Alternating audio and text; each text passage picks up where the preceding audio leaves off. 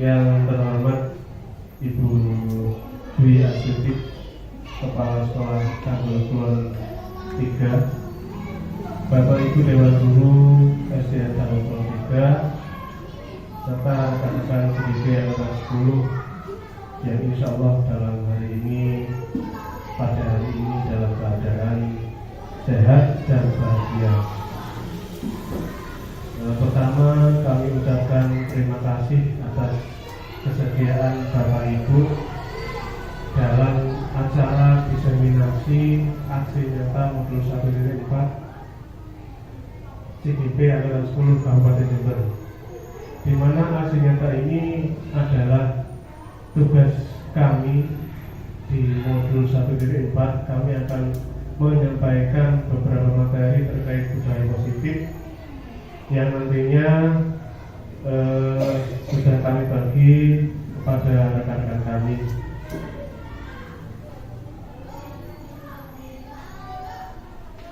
Bapak Ibu, pada hari ini implementasi budaya positif kami susun sebagai berikut. Yang pertama pembukaan, yang kedua menyanyikan lagu wajib, yang ketiga adalah sambutan, yang keempat adalah doa, kemudian dilanjut paparan materi, dan yang terakhir adalah penutup.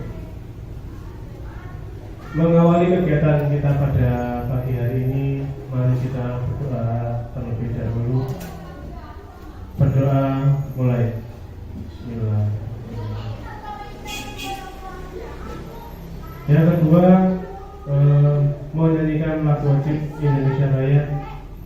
Mohon Bapak Ibu berkenan untuk berdiri sejenak.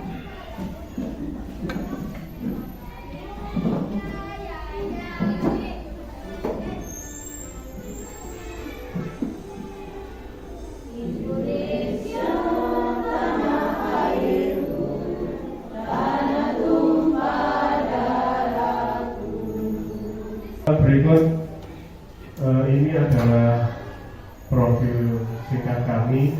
Kami CGP angkatan 10 tahun 2024. Yang pertama, Ibu Dewi Septiani berasal dari SDN Tanggul Wetan 2.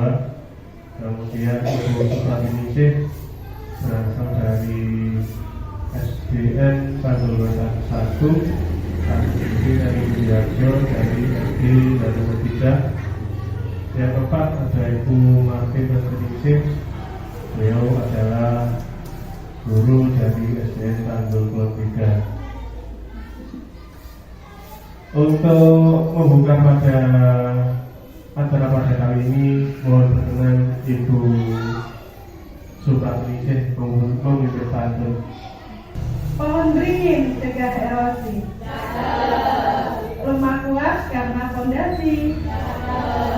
Mohon izin mulai presentasi, semoga dapat memberi arti. Terima kasih kami sampaikan kepada Ibu Supratiningsih. Bapak Ibu, sebelum memulai presentasi, acara berikutnya yaitu sambutan, di mana sambutan kali ini akan disampaikan oleh Ibu Dwi Astuti selaku Kepala Sekolah SDN Tanggul Kulon 3. Pada beliau kami haturkan.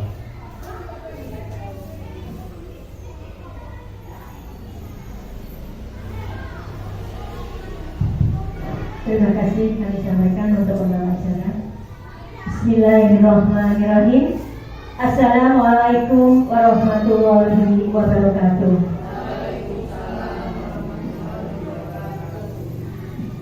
Assalatu wassalamu ala asrofil anbiya wal mursalin Sayyidina wa maulana Muhammadin wa ala alihi wa sahbihi ajma'in.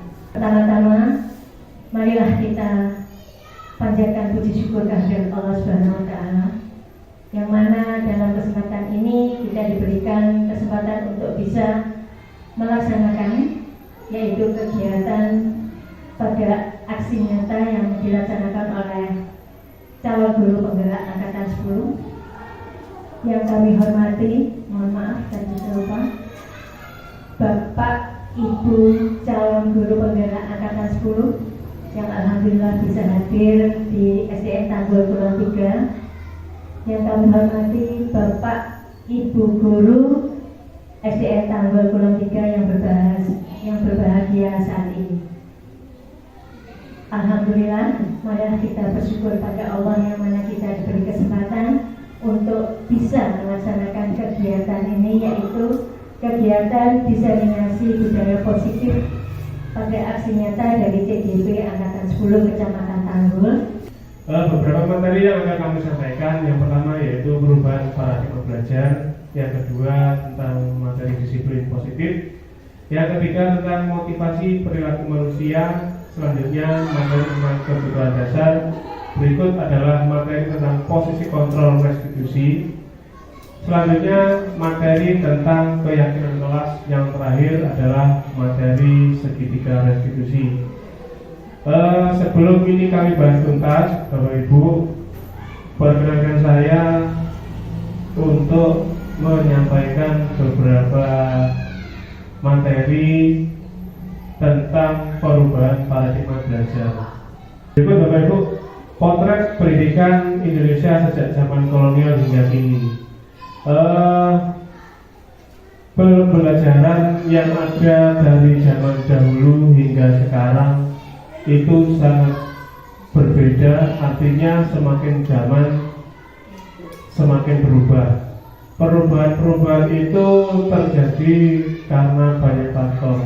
Yang pertama adalah faktor zaman, yang kedua adalah memang sudah tuntutan hidup kita untuk selalu belajar sesuai yang kami pernah pelajari dulu, bahwa belajar itu sepanjang hayat.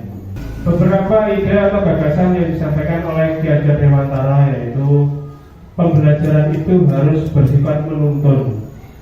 Yang kedua, pembelajaran harus memperhatikan kodrat alam dan juga kodrat zaman. Yang ketiga, pembelajaran itu adalah pembelajaran yang menghamba atau berpihak pada anak. Apa maksud dari ketiga materi ini akan kami jelaskan sebagai berikut. Pembelajaran bersifat menuntun, artinya kita sebagai pendidik itu hanya bisa menuntun segala kekuatan yang ada pada anak. Kita hanya bisa jadi penuntun, menjadi fasilitator. Mungkin kalau dahulu kita adalah sebagai pusat atau teacher center, meskipun anak itu bebas belajar, artinya belajar dengan selera mereka, belajar dengan sesuai dengan apa yang mereka inginkan, bebas belajar atau merdeka belajar. Tetapi kita mendapat suatu tugas adalah tetap menuntun mereka, tetap memberi arahan mereka agar mereka tidak lepas pada garis belajarnya. Ya, tugas guru di sini hanya mendampingi murid-muridnya agar mereka mencapai keselamatan dalam belajar. Sesuai dengan semboyan ing ngarsa sun tulodo, ing madya mangun karsa, tutpuri handayani. Seseorang yang menjadi pemimpin itu harus menjadi contoh. Kemudian kita di CGP Angkatan 10 ini diajari untuk dididik untuk menjadi seorang pemimpin pembelajaran. Seperti itu Bapak Ibu. Materi berikut akan disampaikan oleh Bu Martin, kepada beliau kami haturkan.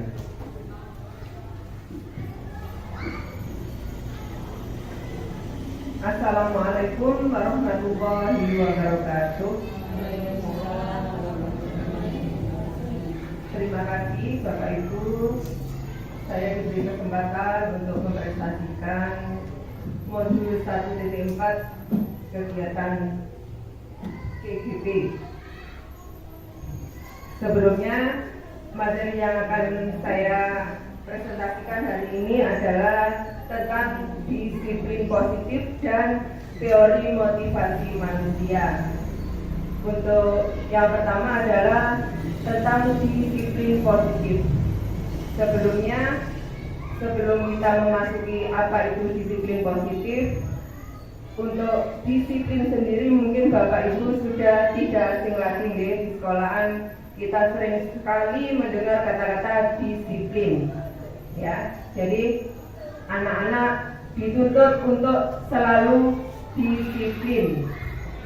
Alangkah tertibnya, alangkah nyamannya sekolah kita kalau semua warga sekolahnya mempunyai sifat disiplin. Jadi disiplin itu artinya segala tindakan yang dilakukan adalah untuk memenuhi atau mematuhi aturan atau norma yang berlaku. Jadi disiplin itu melakukan suatu tindakan untuk mematuhi aturan atau norma yang berlaku. Jadi untuk siswa kita nih Bapak Ibu diharapkan semuanya itu mempunyai sifat disiplin. Tapi disiplin di sini nanti merujuk pada disiplin yang positif. Disiplin positif itu maksudnya melaksanakan disiplin dengan kesadaran diri, bukan karena imbalan ataupun takut karena hukuman. Itu maksudnya disiplin positif Bapak Ibu. Kita dulu melaksanakan disiplin itu bukan disiplin yang positif karena takut dihukum, insya Allah. Saya dulu juga pernah melakukan disiplin karena ingin suatu imbalan. Salah satunya dulu saya masih kelas 1 SD itu Bapak Ibu. Jadi ada ibu gurunya itu kalau musim jambu panen jambu itu pasti bu gurunya bawa jambu 1 plastik 1 kiloan itu. Jadi siapa nanti siswanya yang bisa menjawab pertanyaan dari bu gurunya pasti dikasih 1 plastik full 2 kiloan itu. Jadi itu salah satu motivasinya saya melaksanakan disiplin ya. Jadi memang sulit Bapak Ibu untuk melakukan paradigma baru kita melakukan disiplin positif. Kan memang dari awal-awal dulu kita melakukan disiplin itu karena bukan sih, salah satunya kebanyakan itu karena kita takut akan hukuman.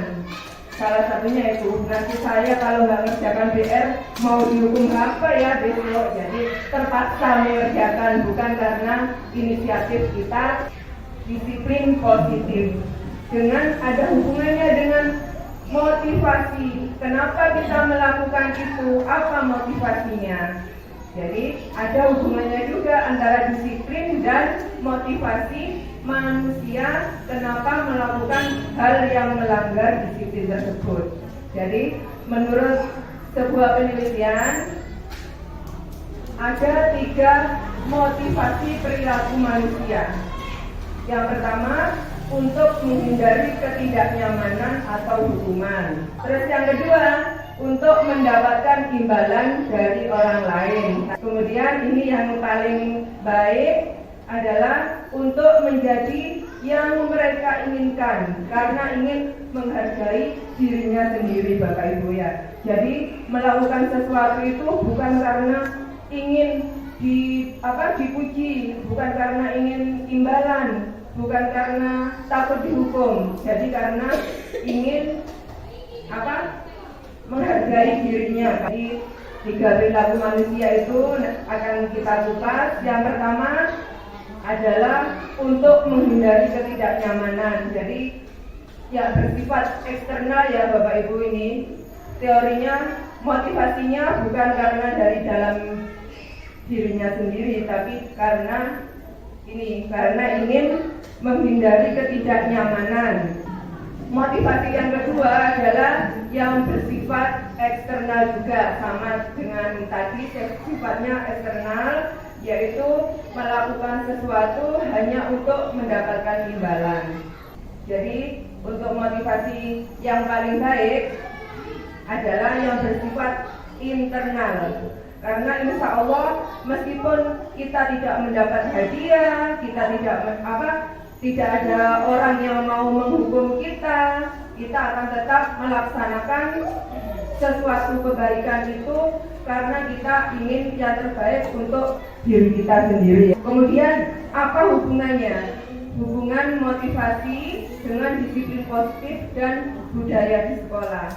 Apabila Bapak Ibu guru di sekolah bisa menanamkan motivasi yang ketiga tadi, karena motivasi dari dalam diri kita, maka untuk menjadi orang yang mereka inginkan dan menghargai diri sendiri dengan nilai-nilai yang mereka percaya, bersifat jangka panjang dan tidak terpengaruh akan hukuman atau hadiah, mereka akan berperilaku baik dengan berlandaskan pada nilai-nilai kebajikan, dengan menjunjung tinggi nilai-nilai yang mereka hargai.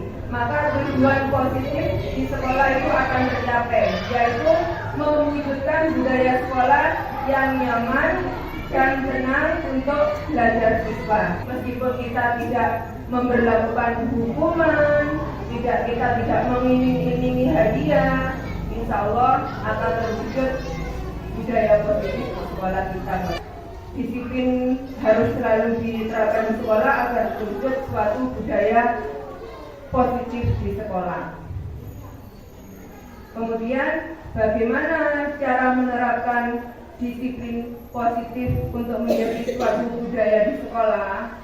Salah satunya adalah memberikan kesempatan kepada siswa untuk selalu aktif saat pembelajaran. Yang kedua, menuntun dan memberikan arahan baik atas tindakan yang kurang baik yang telah dilakukan siswa. Yang ketiga, memberikan pujian dan motivasi kepada siswa dan menghindari rasa takut dalam menghadapi kegagalan. Yang keempat, memanfaatkan media pembelajaran untuk menciptakan kegiatan belajar mengajar yang menyenangkan. Untuk materi selanjutnya yaitu tentang kebutuhan dasar manusia, di mana materi ini akan disampaikan oleh rekan saya, Ibu Supartiningsih. Kepada beliau kami haturkan.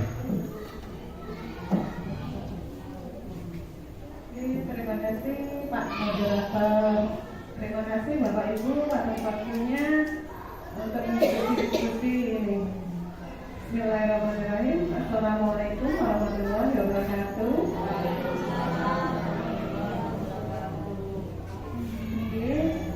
Di sini saya akan memaparkan kelanjutan dari materi yang sudah disampaikan oleh Bu Masih, di mana ada 5 kebutuhan dasar manusia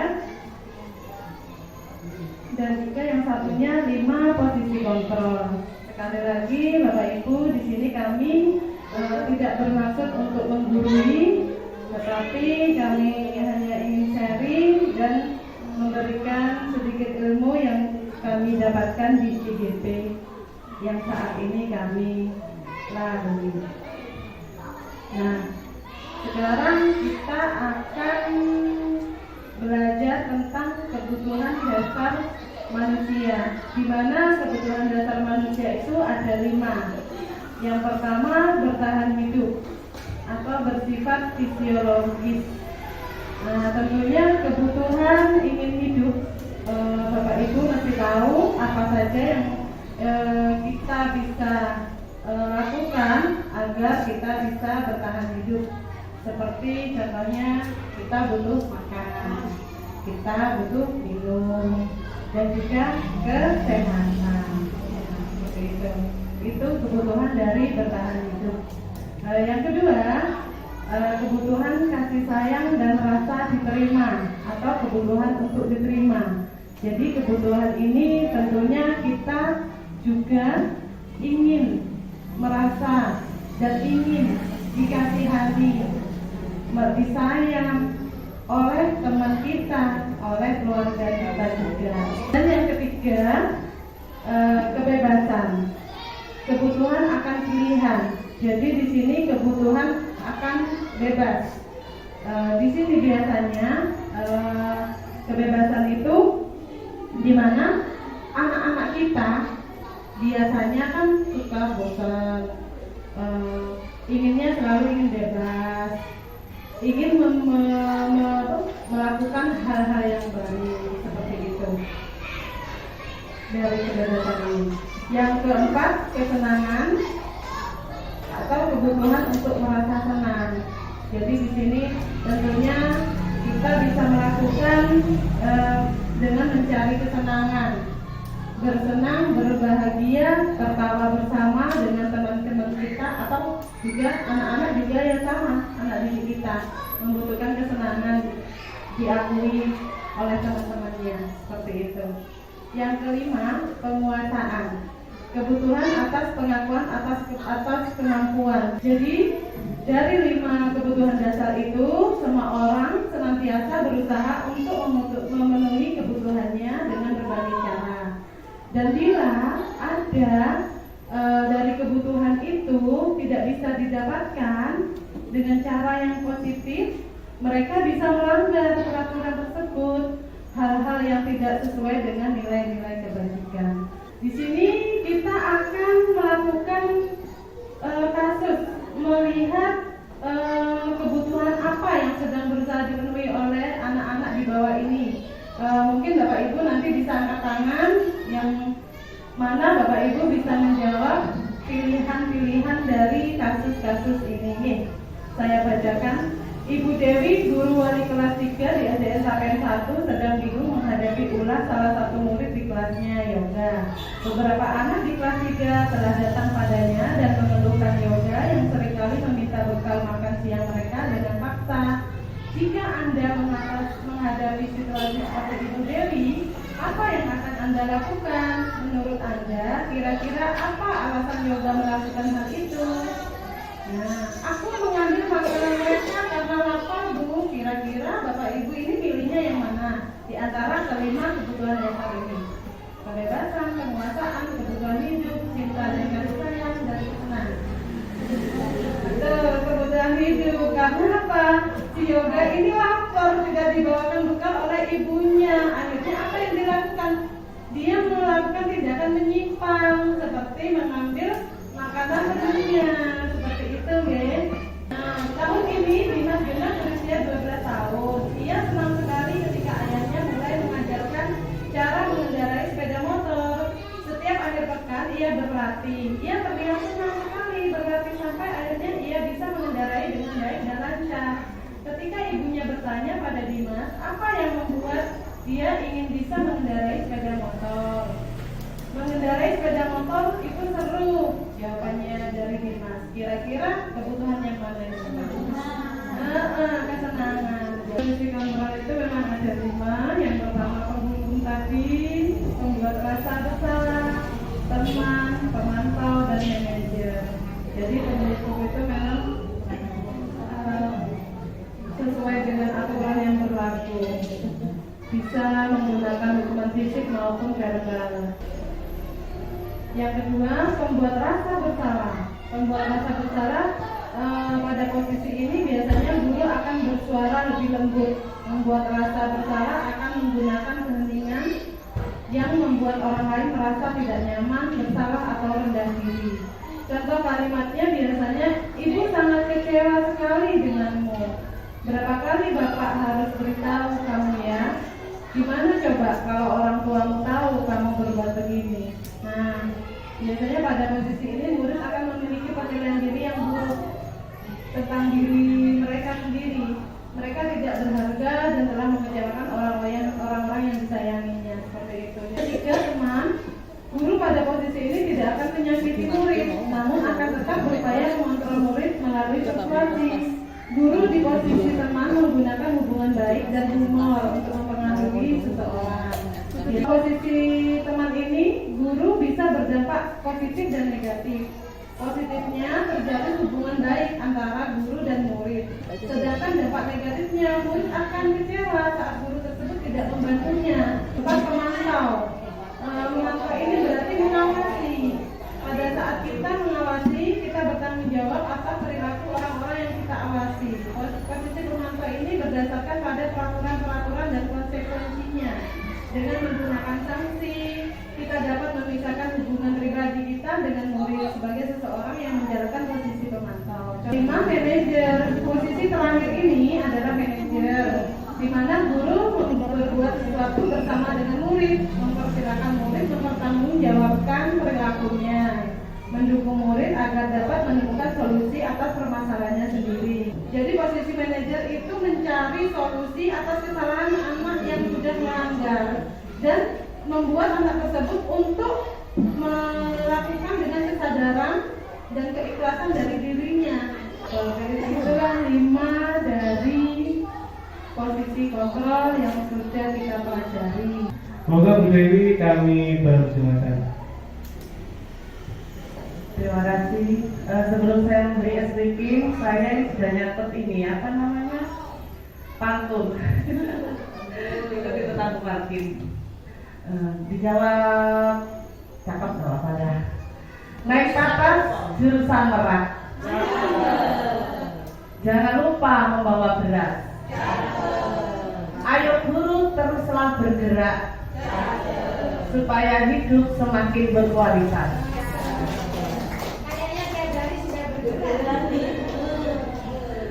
Oke, terima kasih. Mohon izin Ibu, soalnya saya itu kelebihannya di kinestetik, jadi saya nggak bisa kalau diem sebetulnya. Sebelumnya saya ingin dengar salam guru penggerak dulu ya. Sudah ada yang tahu kan salam guru penggerak? Oke, nanti saya akan menyampaikan salam guru penggerak: tergerak, bergerak, menggerakkan. Oke? Tergerak, bergerak, menggerakkan. Oke. Salam guru penggerak: tergerak, bergerak, menggerakkan. Oke, terima kasih tepuk tangan bagi teman-teman. Ya. Tergerak dulu dari dalam diri kita. Nah, baru setelah kalau kita sudah tergerak, maka kita bergerak. Setelah kita bisa bergerak, mampu bergerak, kita harus mampu pula menggerakkan. Seperti itu. Oke, untuk speakingnya bisa kita tolong berdiri semuanya, monggo. Boleh di luar meja, boleh. Topok becak, geol kanan, geol kiri, kanan kiri, Saya di sini mendapatkan tugas yaitu menyampaikan tentang keyakinan kelas. Mengapa keyakinan kelas? Mengapa tidak peraturan kelas saja? Mungkin dari Bapak atau Ibu bisa menyampaikan mengapa ya kok keyakinan kelas, kok tidak peraturan saja?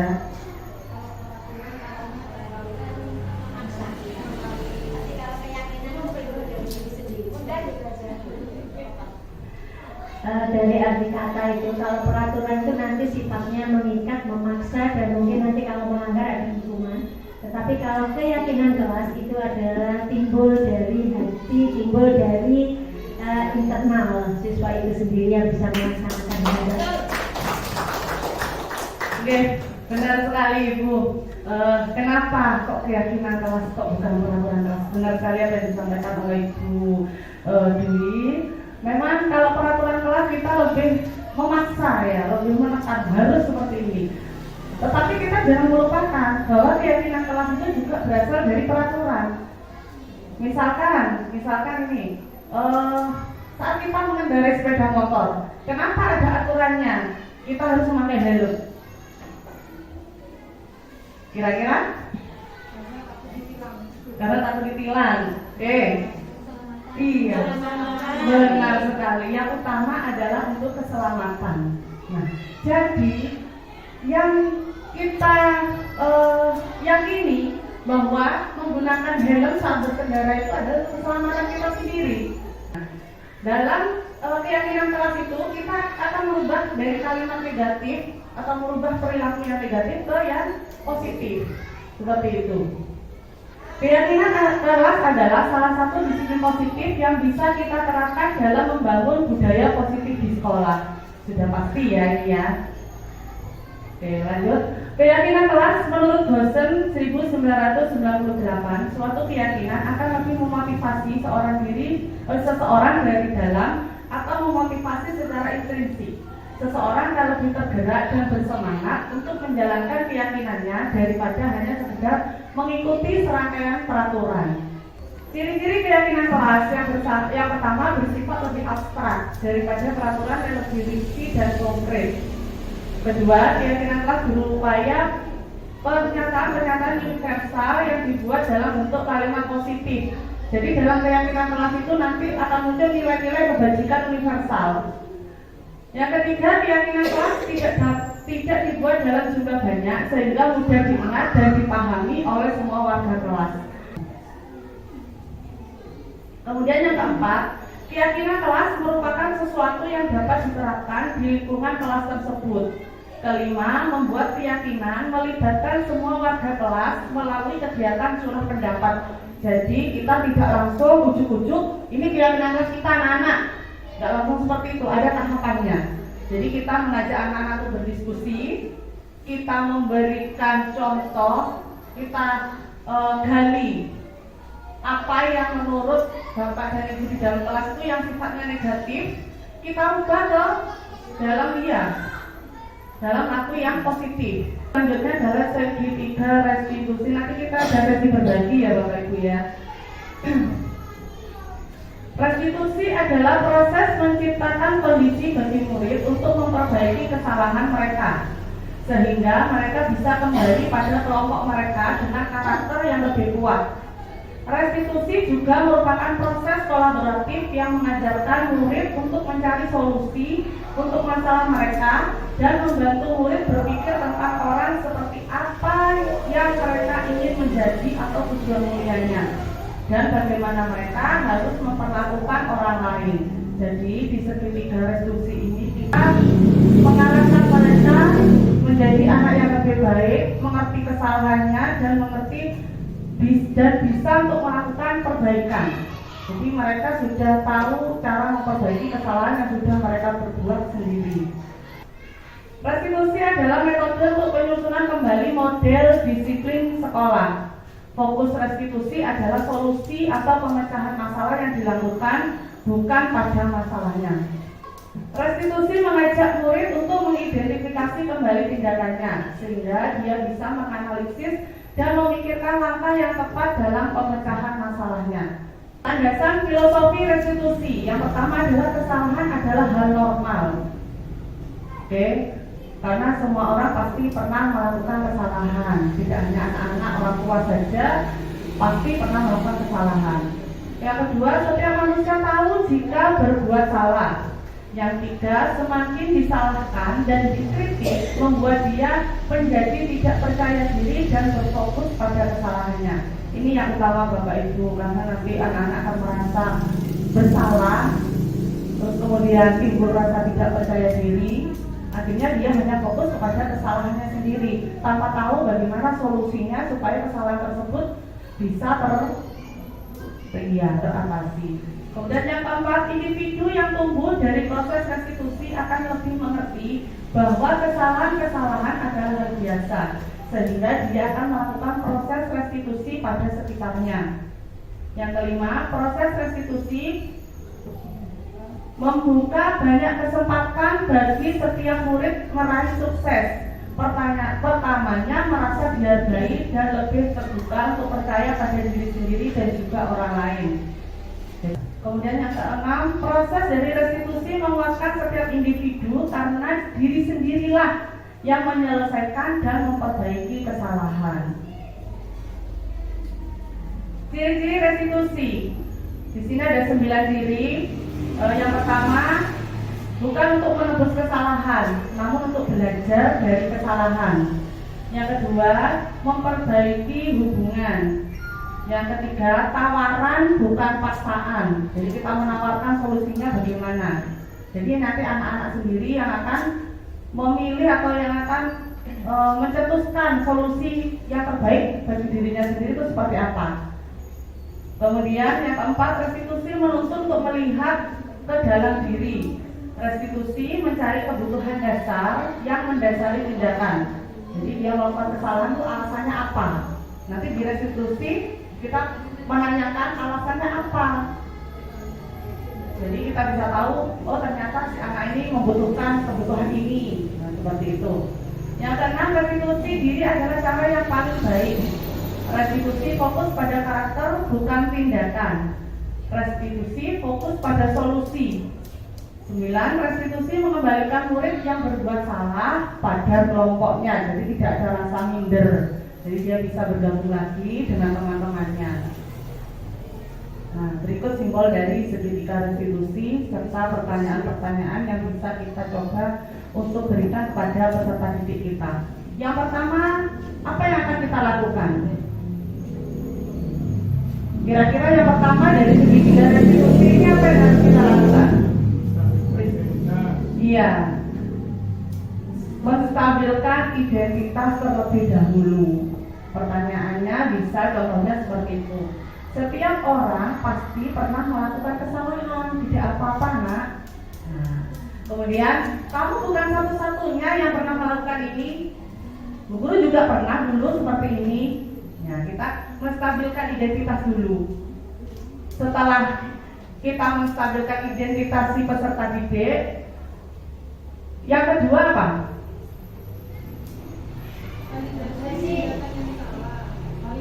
Iya, benar sekali. Validasi tindakan yang salah. Seperti contoh pertanyaannya, adakah cara yang lebih efektif untuk mendapatkan apa yang kamu butuhkan? Kamu tentu punya alasan mengapa melakukan itu. Biasanya yang lebih umum seperti itu ya. Kamu pasti punya alasan. Kenapa sih kok melakukan seperti itu? Yang terakhir adalah menanyakan keyakinan. Setelah kita bentuk keyakinan kelas, kita bisa menanyakan keyakinan kepada mereka. Keyakinan kelas apa yang telah kita sepakati? Kemudian, keyakinan kelas mana yang sudah kamu langgar? Boleh kita menanyakan seperti itu. Setelah mereka menjawab, kamu ingin menjadi orang yang seperti apa? Ya. Atau penting tidak keyakinan kelas yang kamu langgar itu? Jadi contoh praktik segitiga restitusi.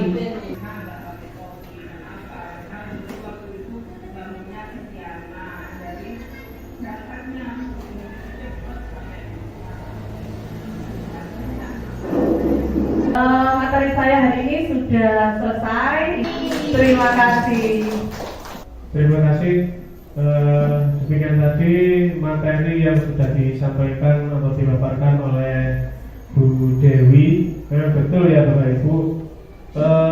Dalam membuat keyakinan kelas itu seringkali kita hanya melihat peraturan.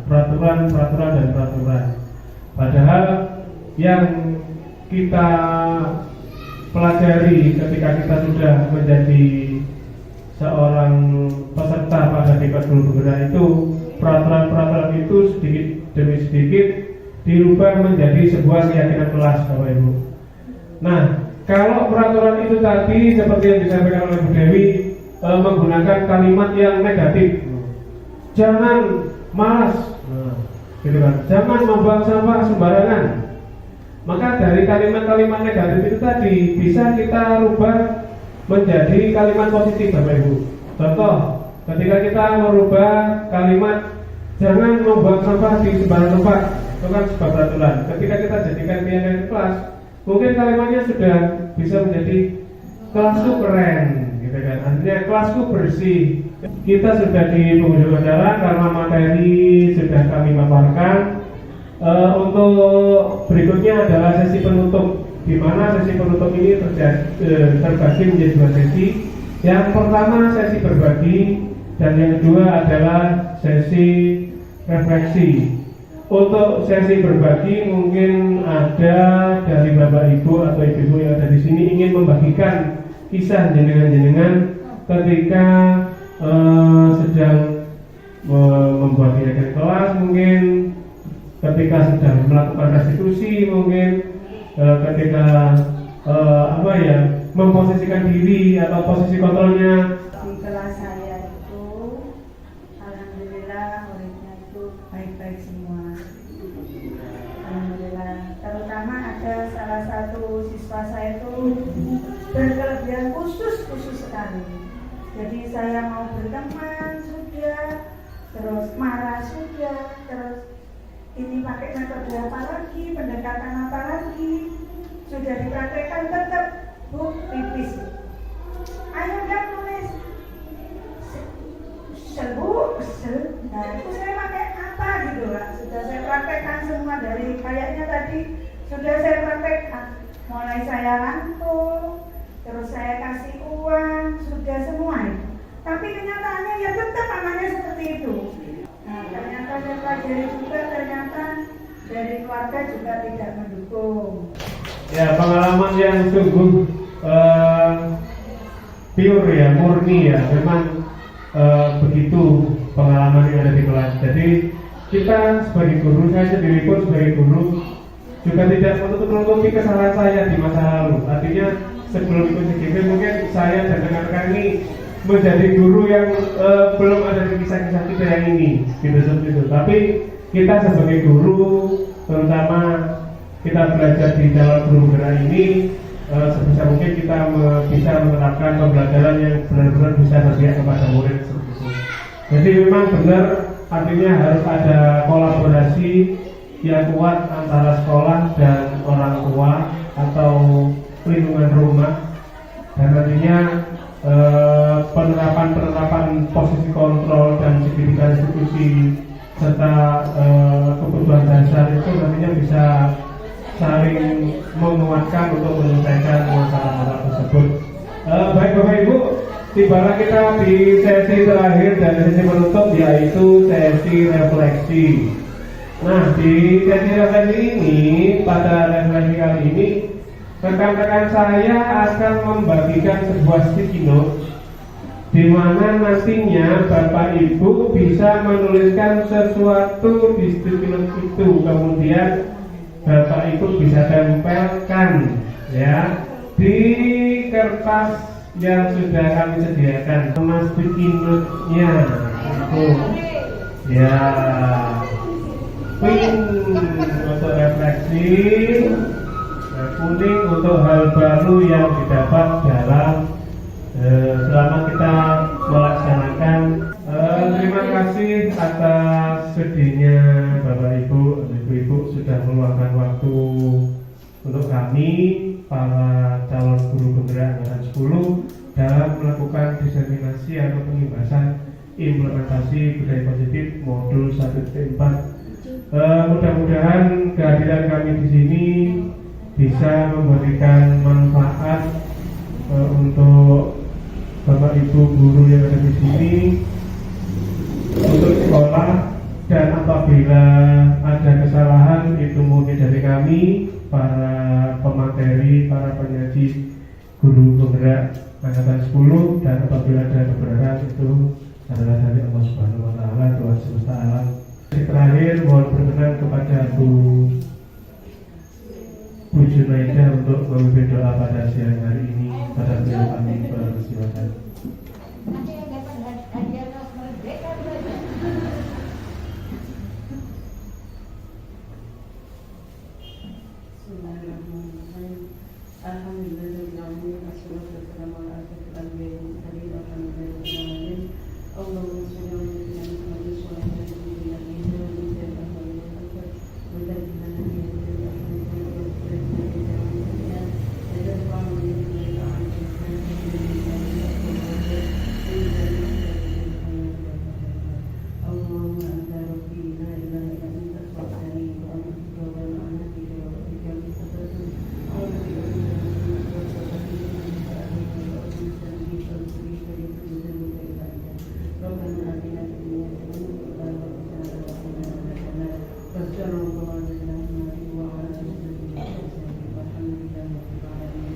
Terima kasih dari kami selaku pembawa acara mewakili rekan-rekan CGP angkatan 10 Kabupaten Jember mengucapkan permohonan maaf yang sebesar-besarnya bila mana ada kesalahan dalam pelaksanaan acara pada siang hari ini.